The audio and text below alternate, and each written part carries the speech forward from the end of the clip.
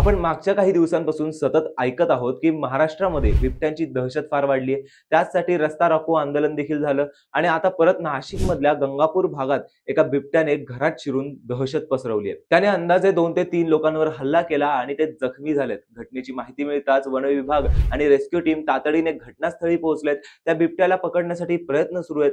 दुकान, घर अशा ठिकाणांवरती तो लपून बसण्याची शक्यता स्थानिक लोक दर्शवतायत. मध्ये असंच एका वन विभाग अधिकाऱ्याला बिबट्याने जखमी केलं होतं. पंजा मारून थेट त्याचा जबडाच फाडला होता. पण ही बिबट्याची दहशत का वाढतेय? कुठून येत आहेत हे बिबटे? हा प्रश्न सरकारला जनतेने विचारायला हवा. वनतारासारख्या एवढ्या मोठ्या प्रकल्पानंतरही हे घातक प्राणी मोकळे फिरतायत. पण का? जिथे जिथे या घटना घडल्या तिथे स्थानिक रहिवाशांमध्ये खूप भीतीचं वातावरण पसरलंय. नाशिकच्या घटनेवर लोक म्हणतायत की घराबाहेर काय, घरातही राहणं सुरक्षित वाटत नाहीये. पोलीस आणि वन विभागाने परिसरात कठोर बंदोबस्त केलाय म्हणजे लोक सुरक्षित राहू शकतील. पण एवढ्यावर काही होणार नाही. मुकाटपणे फिरणाऱ्या सगळ्या बिबट्यांचं पुनर्वसन करणं गरजेचं आहे.